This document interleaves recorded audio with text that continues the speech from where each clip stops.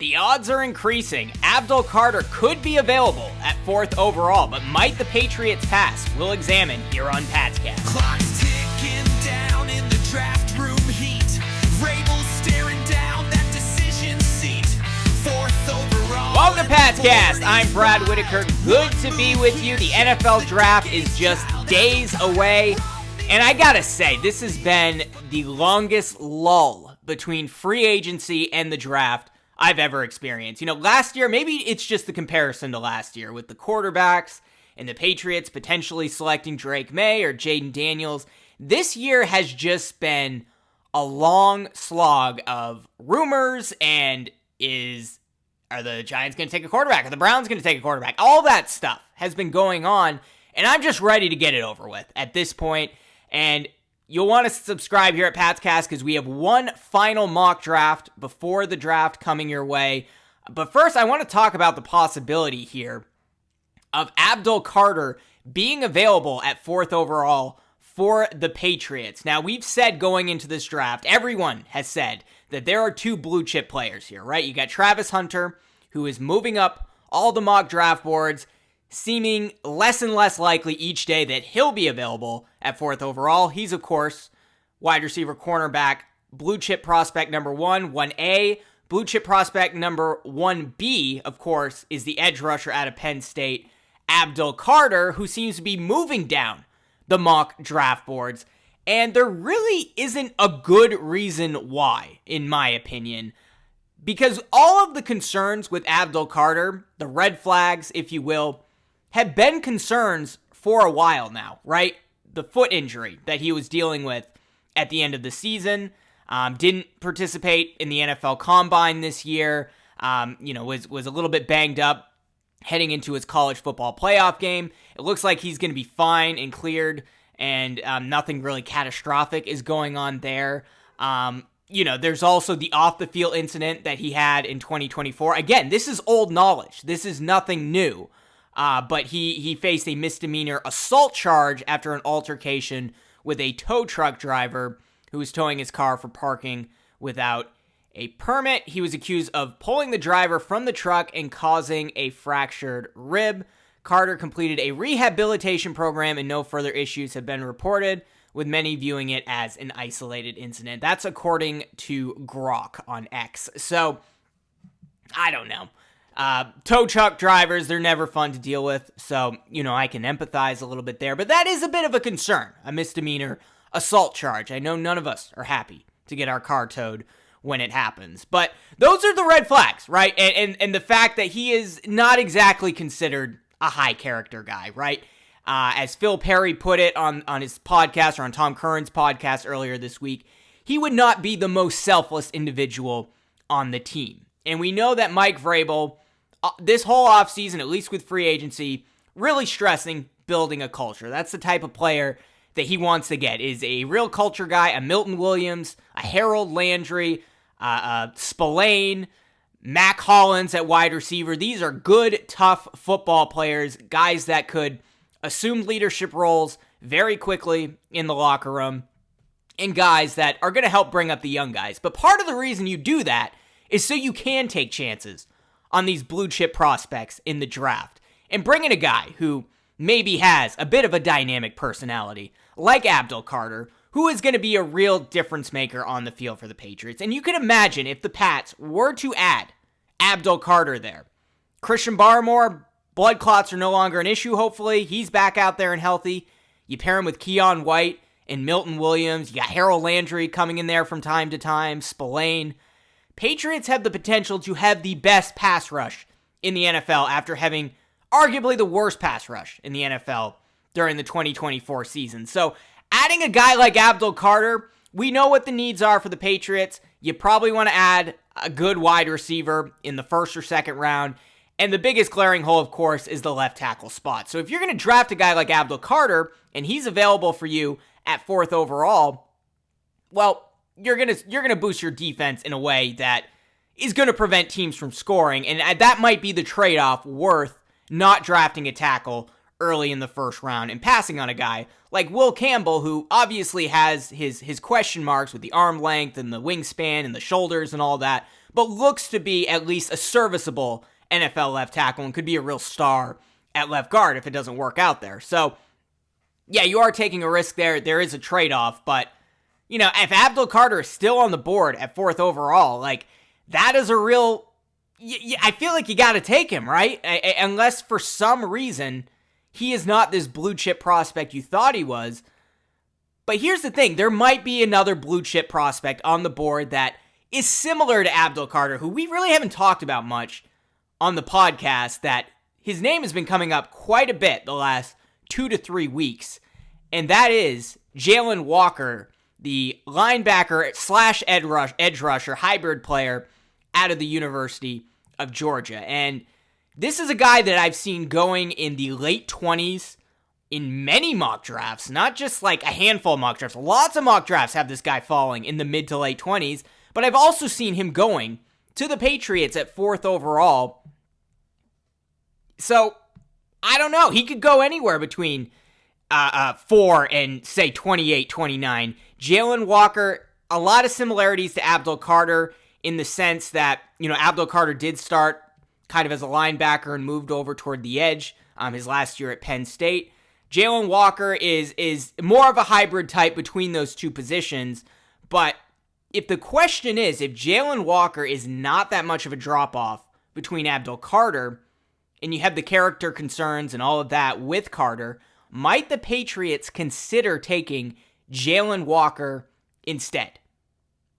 I'm not sure. Because the guy's a bit undersized, right? And Abdul Carter's undersized too for an edge rusher. He's what, 6'3", about 250 pounds. Jalen Walker, on the other hand, the weight's fine, 243 pounds, but he's only 6'1". So very undersized, but an extremely athletic player. A guy who kind of fits the Mike Vrabel type role, right? And a guy that I think Mike Vrabel would really appreciate because of his versatility. According to Draft Buzz, his strengths are developed impressive pattern matching skills in zone coverage, quick first step off the edge, shows rare bend and ankle flexion, natural block destructor, brings scheme versatility with experience both as an edge rusher and off-ball linebacker. Now, Abdul Carter can be those things too, right? Exceptional closing speed in space, verified by his blazing 4.5 40 time, which is ridiculous for a linebacker / edge rusher. That puts him in the 94th percentile at his position. High motor player, takes on blocks with excellent pad level and leverage, and he is a real force, a real leader in that Georgia locker room. Basically the polar opposite in terms of character concerns that you have with Abdul Carter.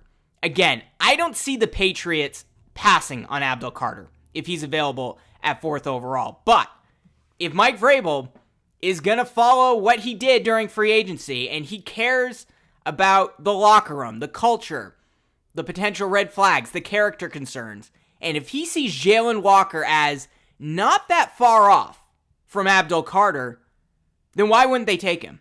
Right? Why wouldn't they take him? You have a guy who might be a blue chip player, could be a real all-pro. All the comparisons, he's Micah Parsons, played at Penn State. I think he wore the same number as Micah Parsons. Yeah, you want to add that. But if Jalen Walker has the ceiling, the potential to reach that level, and you don't have the same character concerns that you do with Abdul Carter, not to mention the extra versatility, the fact that he's the type of player that Mike Vrabel would really appreciate, it leads me to believe, and this is what Michael Felger, our North Star here at Patscast, says, he doesn't think the Patriots would draft Abdul Carter. He thinks they would draft Jalen Walker instead. And that's really what it comes down to, right? Is if Jalen Walker is very close to Abdul Carter's level, then you got to take him, because the trade-off is you're getting a guy who is high character, going to be a leader eventually in that locker room, a real foundational piece, versus a bit of a diva who's also close to a sure thing star, right? And Jalen Walker could be a star too. That's what I'm saying. So I don't know. And this is also where it gets interesting too, because Shedeur Sanders is meeting with the New York Giants.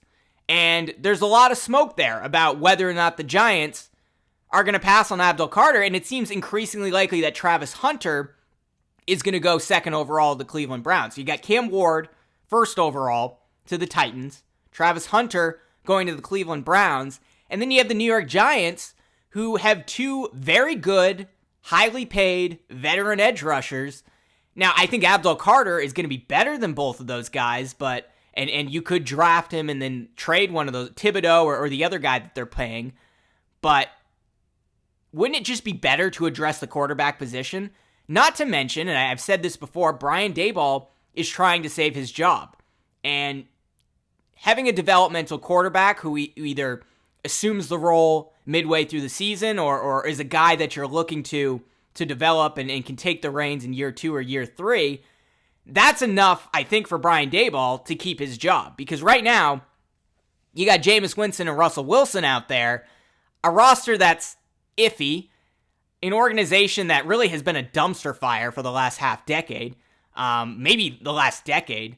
They were just drafting Saquon Barkley, 5-6 years ago at second overall. So they've had top draft picks for many years now. Malik Neighbors, they drafted in the top 10 last year.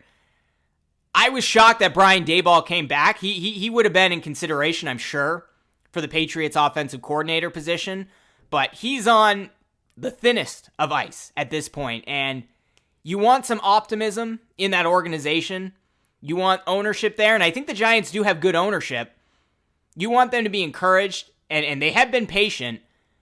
You bring in the young quarterback like Shedeur Sanders, who I know has limitations in terms of his arm strength, and he is athletic, but not the most dynamic, athletic, dual threat quarterback, but he's incredibly accurate. One of the most accurate quarterbacks in history, similar to Drake May last year, had one of the worst offensive lines, if not the worst offensive line in college football last year.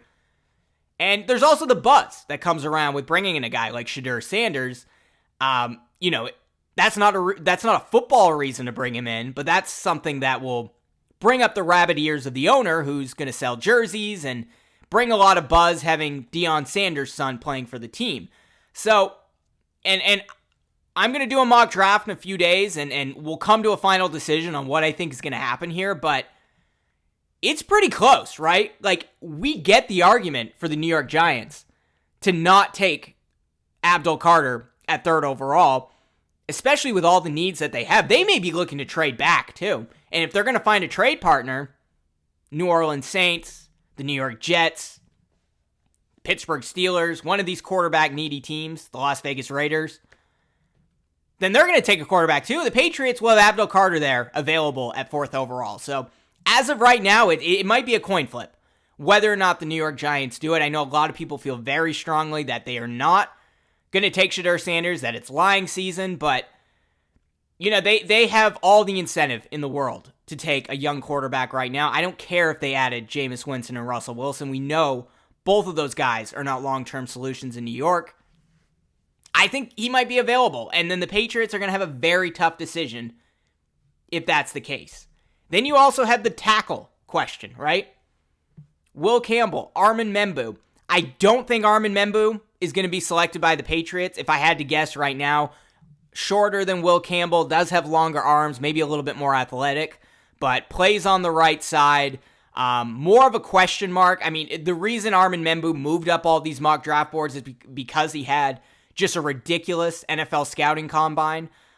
Will Campbell has the 3 years of tape in the SEC at LSU. And yeah, I know Membu's in the SEC too, but it's not the same. Will Campbell is a polished left tackle who may have some limitations at the NFL level because of his arm length. But if it weren't for the arm length, we might be talking about him in the same way we talked about Joe Alt last year. And, if the Patriots do not address left tackle at fourth overall, they're looking at having to wait until early in the second round to take that left tackle, or maybe there's a great receiver there. Maybe they have to wait until the third round to address left tackle, like they did with Caden Wallace last year. Or they're going to have to package picks, trade back into the first round, and take the best available guy, whether that's Josh Simmons or Connerly Jr. or one of those guys that's probably going to go somewhere in the early, mid to late 20s. So that's what makes it tough for the Patriots is, do you want an elite pass rush that is going to prevent teams from scoring and put the ball back in your offense's hands while your offense is very limited, while Drake May heads into year 2 of his career with Vidarian Lowe or a guy who's not quite ready to be an NFL starting left tackle on the left side, or you're moving guys around, you get Morgan Moses now on the left side, and you're trying Caden Wallace on the right side, or, you get Ozzie Trapilo from Boston College, and you try him on one side. Like, it makes life so much harder for Drake May if you don't take Will Campbell or Armin Membu at 4th overall. It just does. And that's where the really difficult decision comes in here. And that's why I don't think it's a guarantee that Abdul Carter is going to be taken by the Patriots if he's available at 4th overall. Again, Michael Felger, our North Star here at Patscast, says if he predicts right now, he thinks Will Campbell's arm concerns are going to be too big. He thinks Abdul Carter's character concerns not going to be good enough for Mike Vrabel, and that they'll take Jalen Walker instead of 4th overall or trade back if they have an opportunity. But here's the thing, the Patriots, I don't think they're going to have an opportunity to trade back. I think the New Orleans Saints right now are sitting at 9 pretty comfortable, thinking that I think Shedeur Sanders is going to fall to us unless one of these teams makes a trade. Like, he's going to be available. Patriots probably going to take a left tackle according to most mock draft boards.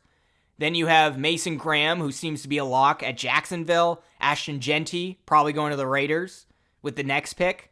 Then you have the Carolina Panthers. They could do just about anything, but they're not going to take a quarterback.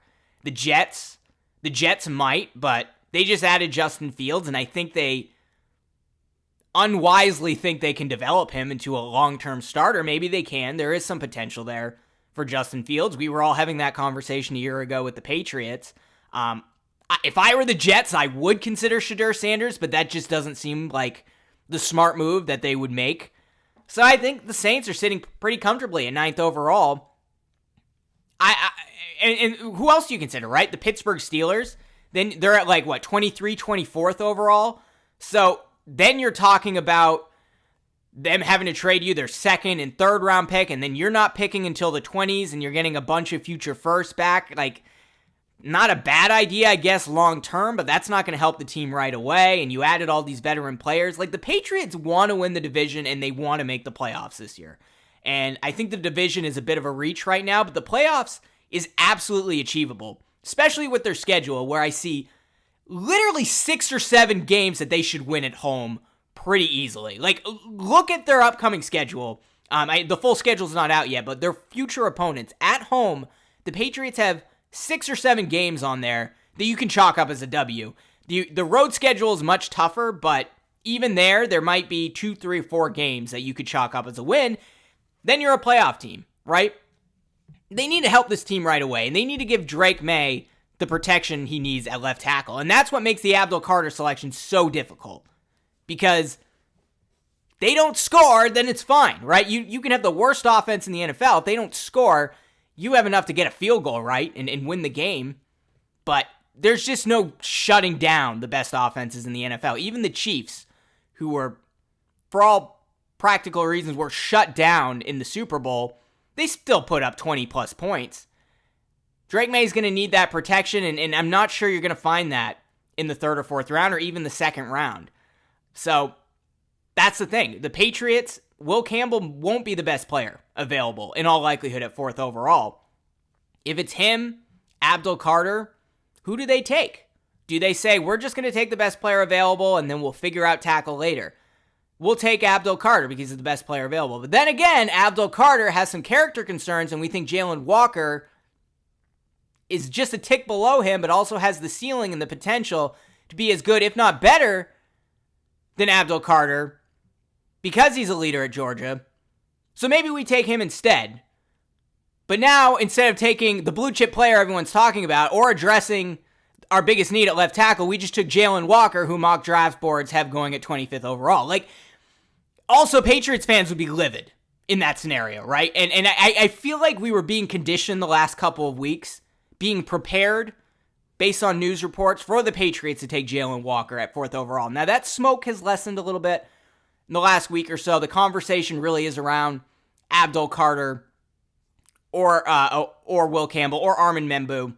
I think Mason Graham is thrown out of this conversation at this point. I think Tet McMillan, at least at 4th overall, is out of the conversation. Maybe Ashton Genty, just because he probably is the best player that will be available at 4th overall, but he's a running back, right? He's the best at his position, but that's not a high-value position in a draft where there's a ton of really, really good running backs that are going to be available, even in like the 5th, 6th, or 7th round. Like, you could get a starter late in this draft at running back, and really, running backs are just dependent on the blocking in front of them.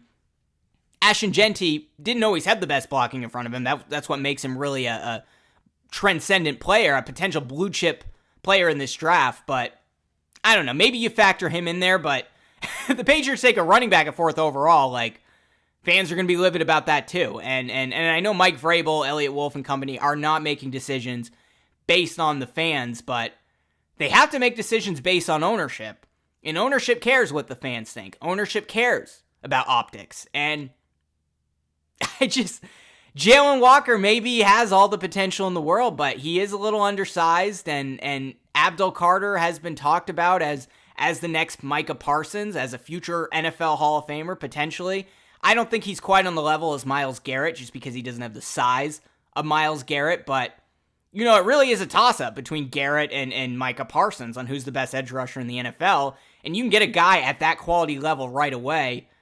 I don't know. It's going to be really tough for the Patriots, and part of me hopes that it just goes 1, 2, 3, Cam Ward, Travis Hunter, Abdul Carter, so Patriots know their decision is easy, and that's probably Will Campbell at 4th overall, but I don't know. Abdul Carter keeps slipping on most of the mock draft boards that I'm seeing. I've seen him going to the Patriots a lot more recently.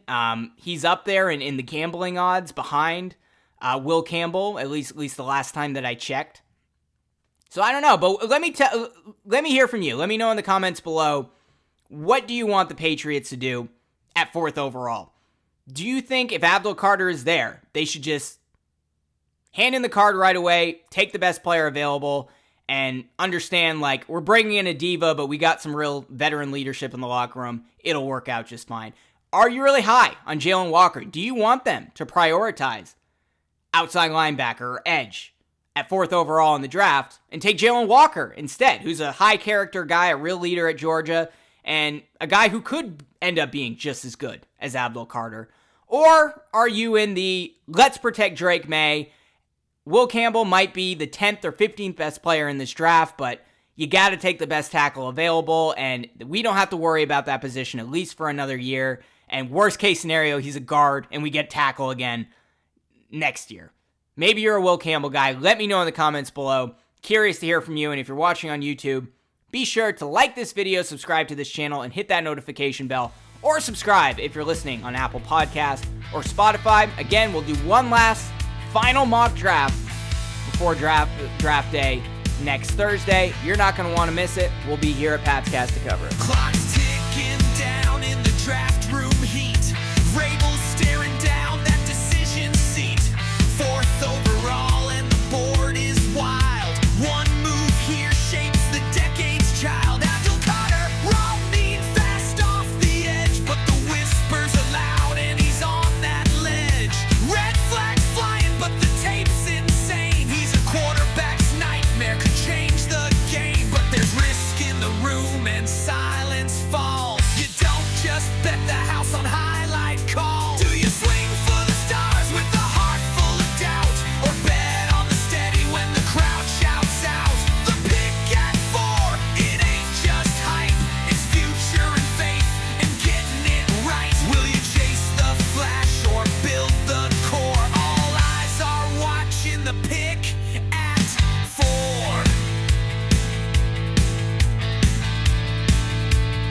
Jalen Walker's that dog with the captain's soul. First in the gym, last one to roll. Georgia tough, never caught slacking. Reads the play like he's straight up hacking. But scouts call it a reach, no top 5 grade. Media jaws would snap like a frozen blade. Yet in that locker room, he's gold. A culture changer, 21 years old. But the fans want wins, not just good men.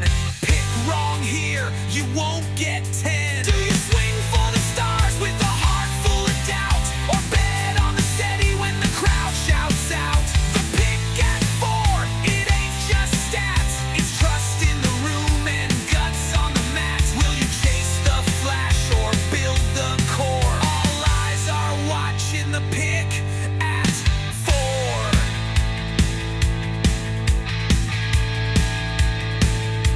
Then there's Campbell, solid as brick. 3 years of tape, technique so slick. Arms ain't long, but the tape don't lie. Protects that pocket like the 4th of July. Drake May smiling, just thinking ahead. A wall like that keeps a quarterback fed. Vrabel leans back, chewing the thought. Sometimes the safest bet is the one well taught. Do you swing for the stars with a heart full of doubt, or bet on the steady when the crowd shouts out? The pick at 4, it's a heavy crown. Get it wrong and it all falls down. Do you bet on a leader, a risk, a wall? It's legacy time and it's Vrabel's call. With the draft board lit and a nation on floor, he stands and whispers, we're taking Campbell at 4.